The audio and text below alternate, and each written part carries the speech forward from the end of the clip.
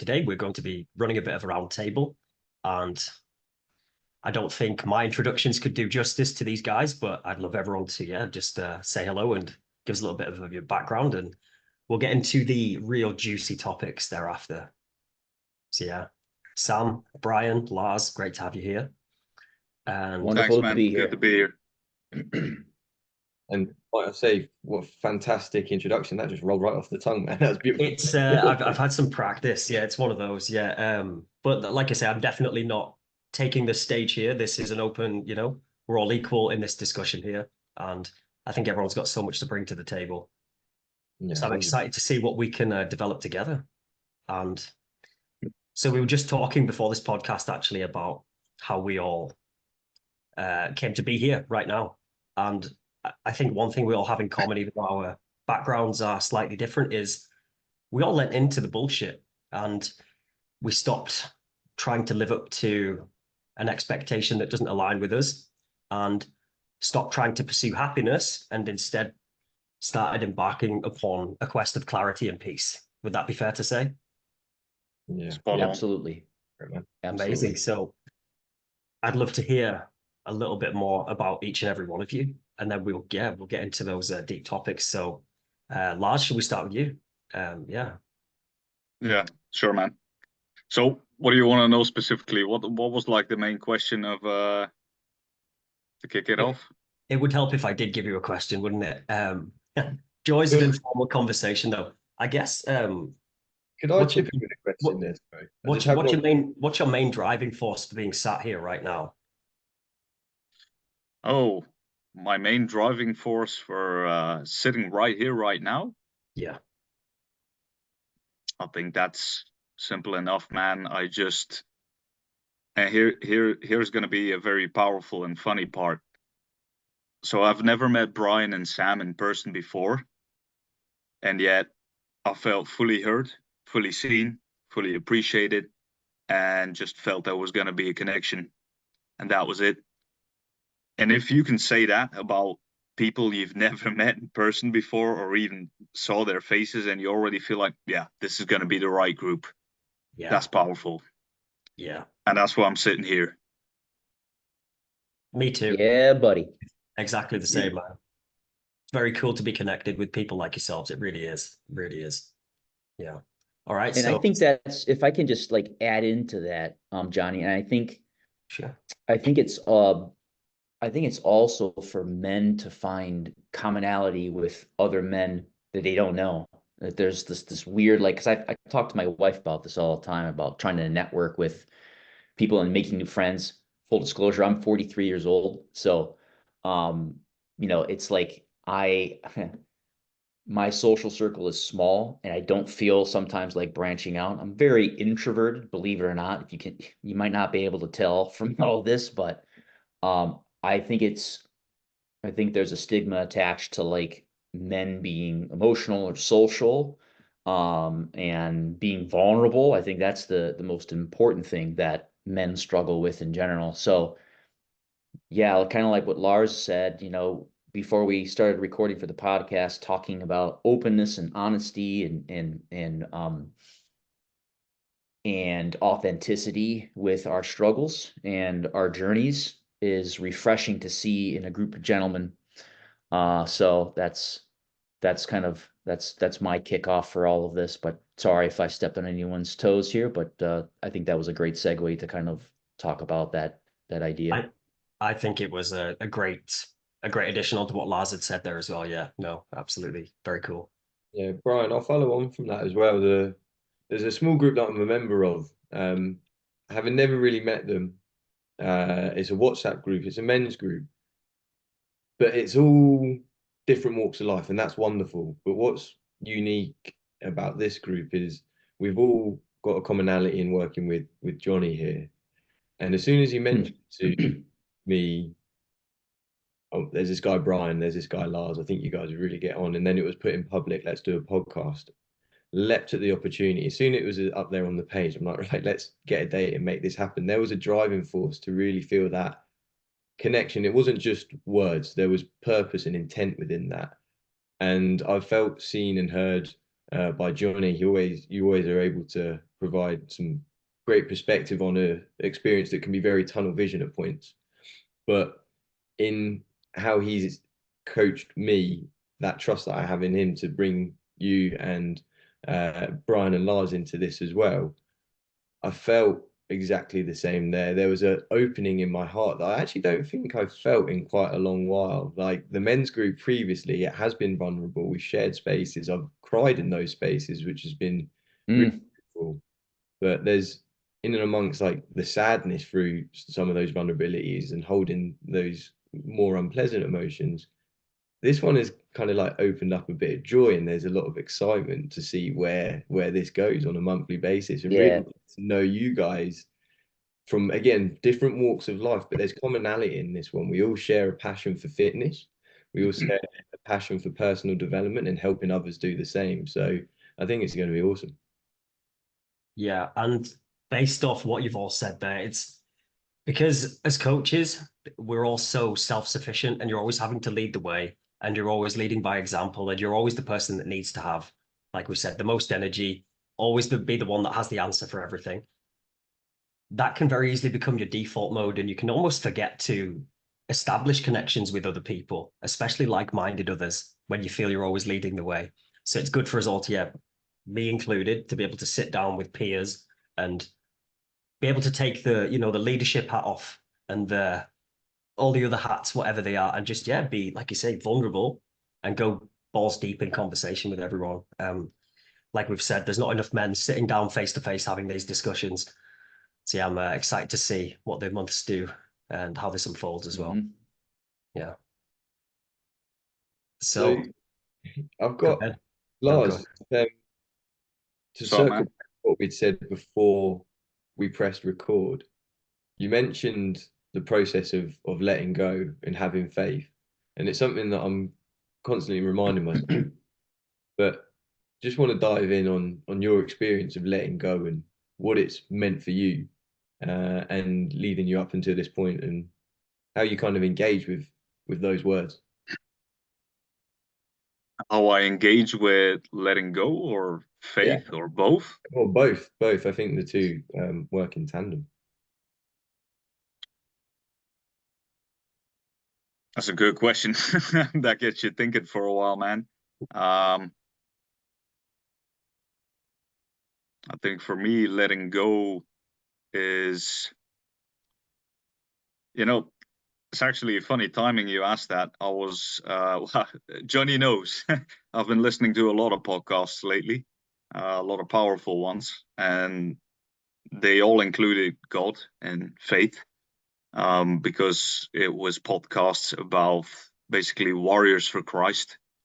These men were all ex-veterans of some sort.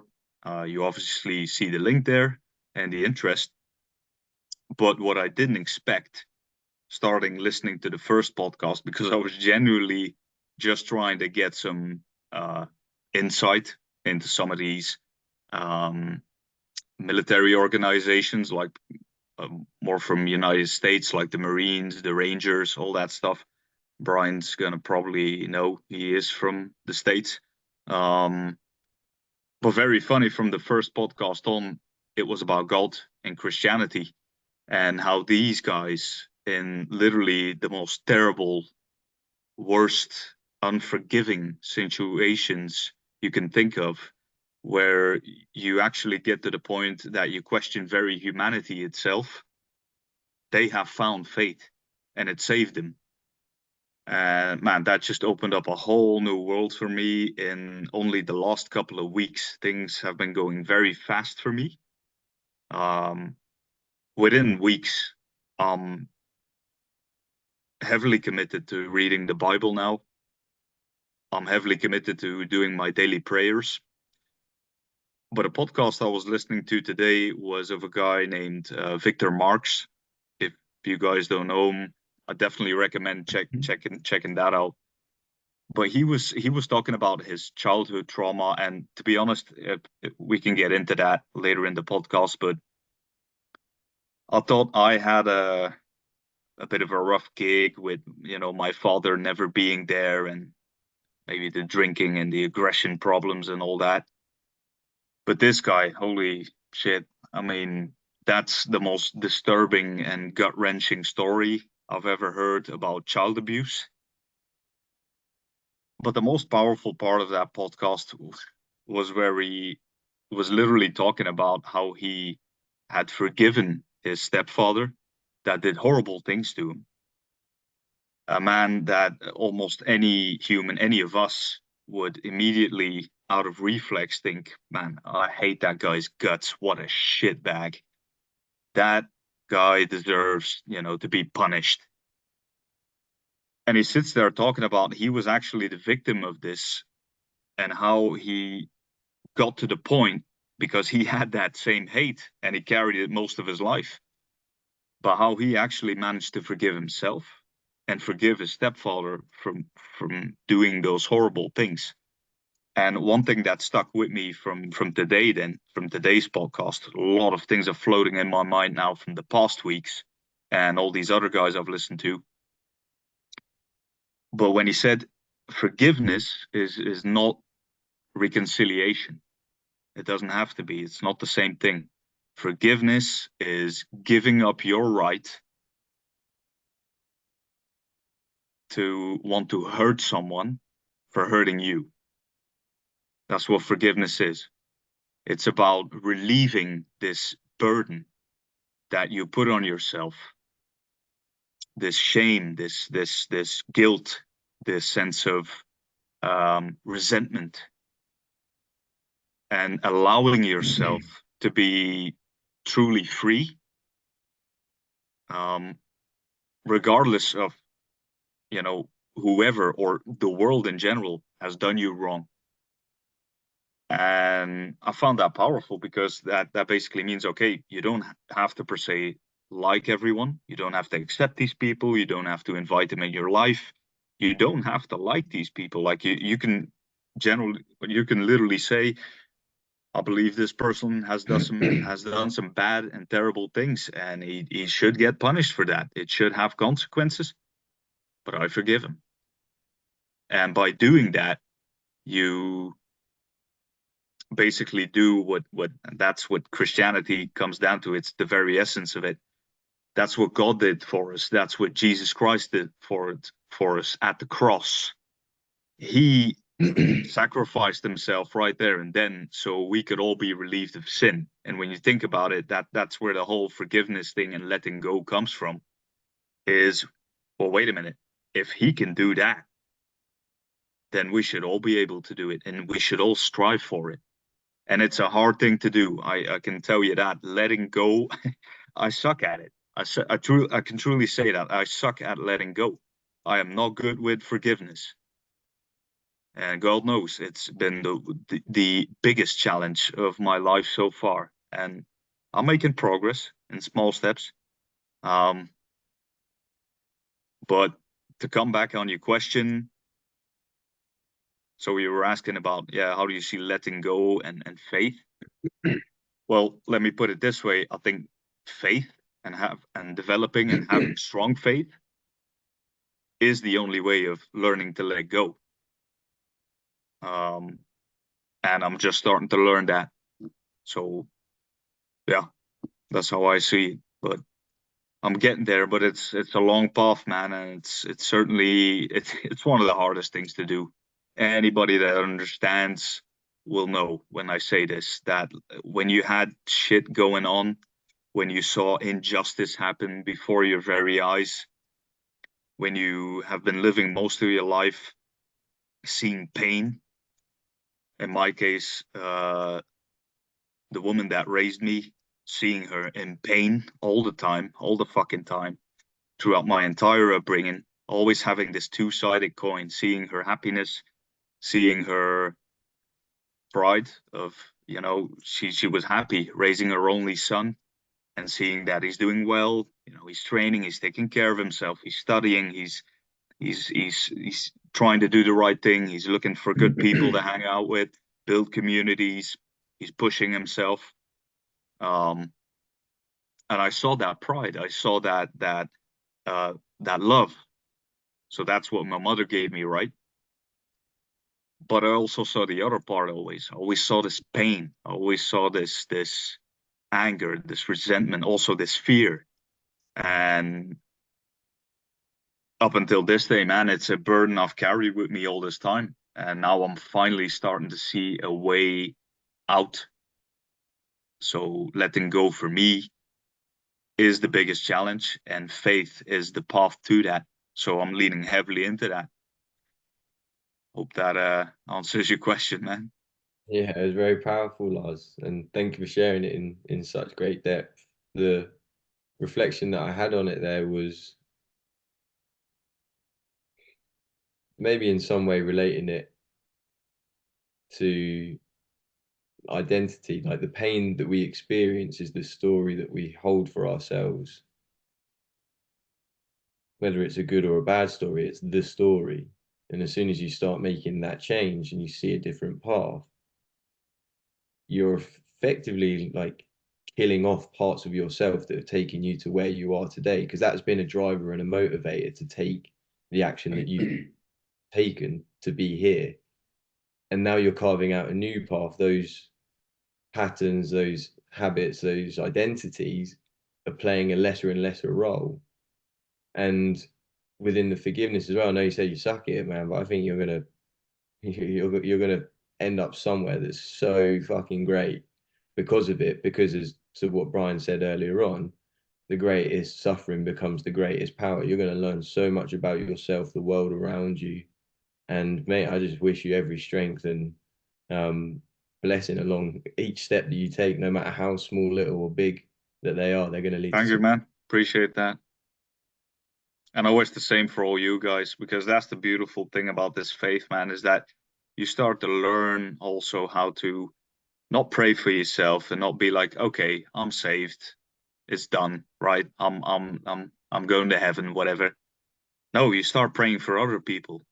You that's the whole point. It starts becoming about much more than you now. It's And like you heal yourself so you can heal others, right? Kind of that's it, thing. man. That's it. That's what it all comes down to. That's why we do what we do. That's what the business side of this coaching ties into. And I feel like the four of us, we're all here in propane business, and there probably are some guys, in the community that they get into it for making sales, making money. And then you start watching those first productivity modules with Yusuf, and your mind gets blown on how this is a personal development journey. This is not a business journey at all. This is, well, it is, but there's just so much that goes into it. And I'm really glad I found this, man. There are so many business courses out there, but I truly believe there is not one like this. I That fully agree. I know that's obvious, but yeah, I just had to say I man. fully agree. Yeah, absolutely. If Yeah. I can interject on something here, I find that when kind of a guiding phrase that has helped me shift from me to more for focusing more on kind of outside of myself is, and I know that I think Arnold Schwarzenegger has said this before, but be useful. How can I be useful? Yeah. Yeah. Because when you say, how can I be useful? And I think as coaches, this is something that we can also not only be useful for other people, but how can we empower our athletes and our clients to be useful for their families, for their communities, for their professions. And I also think that when you take that idea to heart, it's like it completely removes, not completely removes, because I don't want to speak in absolutes, but the idea of being useful transforms or limits the ego. That the little voice in your head now is driven by outside action as opposed to selfishness and self-centeredness. So I think that's a great kind of mantra that we can all repeat to ourselves. How can I be useful? Yeah. It's so aptly and simply put, but you like you say, in itself, so very fucking useful to ask yourself that question. Yeah. Like, yeah, It cuts through the noise. It cuts through the noise of like what am I going to do today? How am I going to make my business better? How am I like, because it flips it from you to how am I serving other people? What's the client's experience? What's my family's experience? Yeah, it's, I equate it to, I don't have children, but I have two dogs and I've raised from a little puppy, and it's like getting up every 2 hours to let them go and pee. Dogs are It's like, children. yeah, right. Man's best And you friend, get man. up and you're like, you get like, oh, dude, I got to get up every 2 hours. It's like, I have to get up every 2 hours to let this dog out and pee. My sleep's horrible. But the thing is, when you do it, you don't even think about it. And it's like Yes. when you really have to do something, you just do it. Right? Yeah, You just do choices it. There's no removed, right? thought. Yeah. Yeah. And I think a lot of in modern times now we have too much time on our hands, I think. Too much time to think, too much time, too many choices. Yeah. Um, and I think that confuses us, that frustrates us, that forces us to compare ourselves to other things. We just get lost. Yeah, absolutely. Especially like you say, with the way we've conditioned everything. Um, Most people's brains are running 100 miles an hour because caffeine, convenience, over consumerism, right? So there's all those comparisons This, with all those, like, yeah, all those Ah, comparisons, like you say, with outside influences. But like you say, if we are shifting that perspective, we become the outside influence, right? And that hits the nail on the head with so many things. And like you say, the more we practice that, the less we have to contend with all of our own bullshit, right? And mm, also, as well, I find when I am in that place being of service, like the feedback loop is incredible. I know it's obvious to say, but like it goes from, say, if you're in an egoic place of serving others, you're always getting that self-righteous reward, right?